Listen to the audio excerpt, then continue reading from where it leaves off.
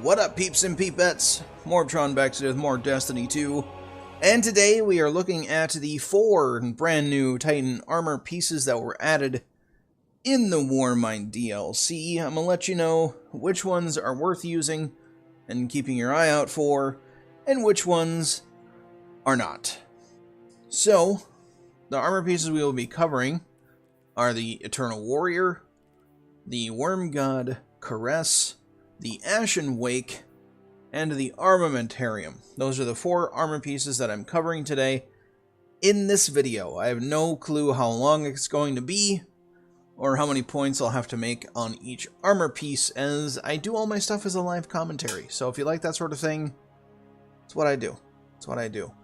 But I'm going to go over each exotic real quick here first before we get into the breakdown of any of them. The Eternal Warrior, to start out, is for the Striker subclass, because you get an overshield when activating Fist of Havoc. So this is not useful for any other subclass of the Titan, and it's only really good, or only really providing any sort of benefit, while you are in your super. So keep that in mind. The Worm God Caress you get from completing the campaign in Warmind, and it's a universal exotic, meaning it can be used for any subclass of the Titan class. It's called Burning Fist. Melee kills increase melee damage for a period of time. Additional kills extend duration and increase the effects. Pretty neato perk. We got Ashen Wake, which is for the Sunbreaker. Doesn't do anything else for any other subclass. It does buffs to the fusion grenade, or changes the fusion grenade. Fusion grenades now explode on impact and gain additional throw speed. So it changes them from a sticky grenade to more of an impact grenade.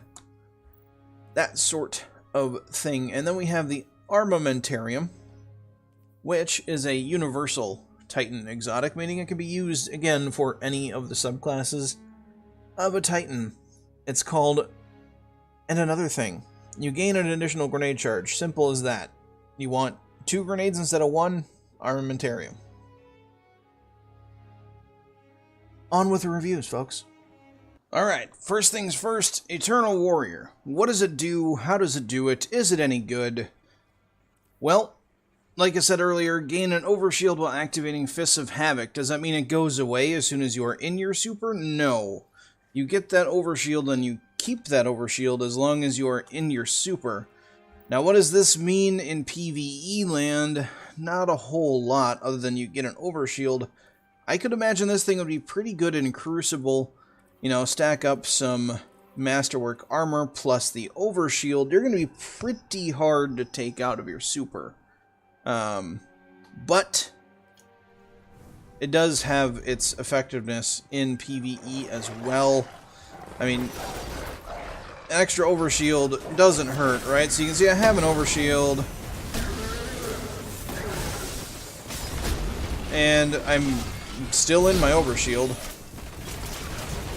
and still in my overshield, and now it's gone. So you can kind of see the benefits of that there. However, is it any good? You know, should you use it all the time? I would say no. It's a very situational exotic. It's one that, you know, honestly, if you're in a competitive match in Crucible, or even in quick play, if you want to get super sweaty about it, wear a different exotic, or just no exotic at all. Probably a different exotic. And then, as soon as you get close to using your super, put it on. You know? And then you'll have that extra overshield to hopefully stay alive until the end of your super, and, you know, maybe wipe the team. That'd be the only way I could see this super, this exotic being useful, as it's only good in your super. So in the Crucible is where it's gonna, I think, see its best use, just with that extra overshield, with Striker Titans being annoyingly difficult to kill as it is. Unless they run in a straight line towards you and you have, like, you know, a sniper or a shotgun or something.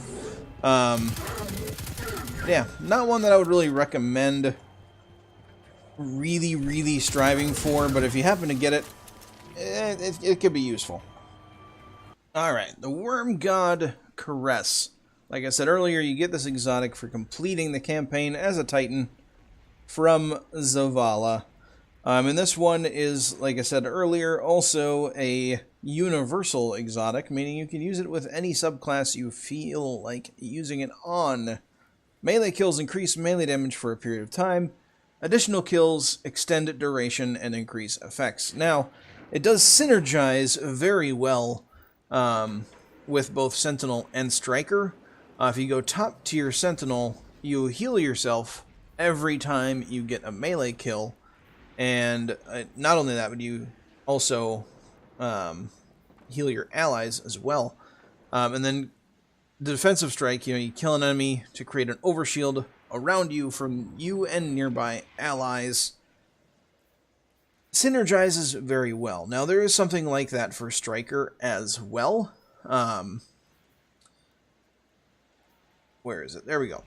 Reversal, melee kills immediately trigger health regeneration. So it doesn't synergize as well as Reversal only immediately triggers health regen, whereas the Sentinel immediately restores health. Now, as far as Sunbreaker goes, the solar ability kills restore your health. So when your abilities are up, it can restore your health. But other than that, there's really nothing that synergizes very well with it. So I wouldn't recommend using it for Sunbreaker. You definitely can. You're just not going to get any compounding effects like you will with a Sentinel. Someone just shot that guy while I was going to melee him. So this melee buff effect stacks up to 5 times. As you can see here, like, I'm going to go through. I got it up to 4. The buff lasts 10 seconds. It makes a ton of noise. Like, it dings at you. I'm going to see what I can do. It's going to drop off. Defensive strike's going to drop off. Not a big deal, though. I'm just going to punch everything. Because why do you even need a gun going through lost sectors? So, come on. Here we go. So, one-shot kill. Saving the night when I get up to 5. And knights are a 2-shot, but it's an easy 2-shot. Without it, it's a 3-shot. So it actually does increase your melee damage quite considerably. Once I find another knight here. There's another knight. Let's let it drop off. You can see here it's 4 melees to kill it without the buff going. So going from 4 to 2, I mean, it's very gimmicky. It's a gimmicky exotic. Are you going to use this in the raid? No. Could you use it in the Crucible? Yeah. You could, but the exotic itself only increases your melee damage after getting a melee kill.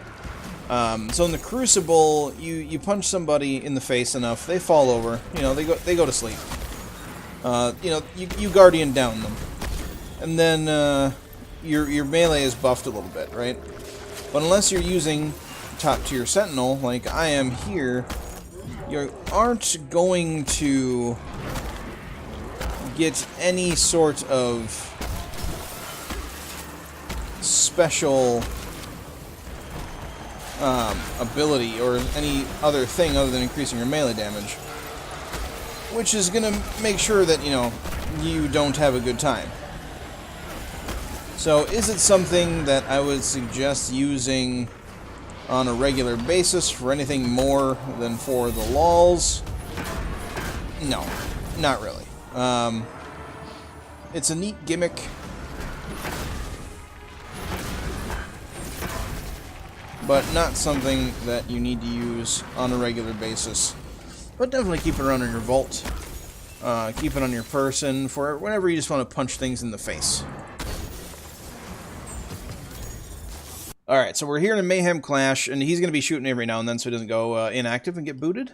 But yeah, so we have no exotics on right now, and we're testing out the Ashen Wake. So we're going to see what the sticky grenades do for damage just out of the box. So there's 2, and there's 50 and 50, so that's 102 total. And now let's put on the Ashen Wake. And these do actually increase the damage of the fusion grenades a little bit. And of course, they don't have to stick and then detonate. It's instantaneous, and the grenade speed is quicker. So, yeah, 125 there, or 102 in no exotic form. Now we're going to take a look at the stickiness of these grenades, or their tracking. So we're going to aim at this here, and I'm going to stay where I'm positioned. And you can see the extreme amount of aim assist with the sticky grenades with no exotic on is quite ridiculous, actually. They literally change direction to stick games for life in the face. And now we're going to switch to the Ashen Wake. And we're going to aim at the same point. And there we go. The aim assist doesn't happen, and you can see the damage fall off from missing is pretty extreme as well. So this exotic is definitely a risk-reward in the Crucible. Targets obviously are going to be a lot more difficult to hit in the Crucible than they would be, you know, PvE targets. So PvE damage, you know, is the Ashen Wake worth it? I mean, if you want to use fusion grenades, yes, it is. However, the damage from a thermite grenade is still just going to be flat out better. There we go. So, take your pick. I mean, they make the fusion grenade more interesting, but is it worth it? Unfortunately, not really. It's neat, but it's not the greatest. You know, if you're looking for something to buff your grenades as a Titan, use the Armamentarium. Alright, and last but not least, we have my personal favorite exotic for the Titans from Warmind. We have the Armamentarium. Now, the Armamentarium is a special exotic because it can be used for every subclass and literally benefits every scenario you win. Every scenario you are in, rather. I can English gooder, I promise. Why have one grenade when you can have 2? And I know there's probably some Striker mains just screaming at the screen right now, saying, "But MorbTron, I already have 2 grenades. Why would I want to use the Armamentarium?" Well, Mr. Striker Titan, if you still want to have 2 grenades, but you also want to have the benefits of Code of the Juggernaut, equip the Armamentarium. Then you can still throw your stupidly overpowered, you know, pulse grenades all over the map. Plus, you'll have the added benefit of having that change reverted that Bungie added, where your second grenade charges incredibly slowly. With the Armamentarium and any exotic for any other subclass, I believe the Warlock has 1 that gives them 1 extra fusion grenade, I believe, for Dawnblade. But any other exotics that give a bonus grenade charge, the second grenade charge charges at the same speed as the first. Before it was nerfed so that your second grenade took forever to recharge. So you really only had the 2 grenades at the beginning of a Crucible match, or at the beginning of your strike, or whatever, unless you sat around and decided not to use your grenade until you had 2 to throw. But that is not the case with the Armamentarium. Once you have your first grenade, you can start charging your second grenade, and it will charge at the same speed as the first. So, what do I think about this exotic? Well, you could always use a second grenade. You know, if you are not running into powerful enemies, and you can bank that grenade charge, fantastic. You know, you want to go into a public event with an extra grenade charge, fantastic. You want to go into a boss fight in a heroic strike or a nightfall strike with 2 grenades, fantastic. It's just, you know, it's just more damage. It's more explosions, and more explosions are always a good thing. So, out of all 4 of the exotics reviewed in this video for the Titan that were added for Warmind, the Armamentarium takes the cake with being the best one Warmind has to offer. Let me know what you think in the comment section down below. Did I get that right, in your opinion? You know, are you a fan of having a grenade change so that it's much more difficult to actually do damage with it? But when you can do damage with it, it hits harder, but it's still not the best grenade to use for the subclass that it modifies. Do you like using a super gimmicky punch-a-thon exotic? Or do you like having a little bit of an overshield to make you feel like an unstoppable god in the Crucible when you're in your Striker Super? Let me know in the comment section down below what you think. But that is going to be it for this episode. If you liked it, please leave a like. I do plan on reviewing the new Hunter and new Warlock exotics as well that were added in Warmind. However, I have gotten a total of 0 of them for either class, other than, of course, the exotics you get for completing the campaign. So, 1 down, a few to go for either of those classes, but I will get there eventually. RNG just has to bless me. We'll see when that actually happens. So, more episodes like this coming. I just need to gather the exotics first. So if you like this episode, like I said, hit that subscribe button. Anything to say at all, that's what the comment section's for. But do not forget to have a good day, everybody, and I will catch you all next time.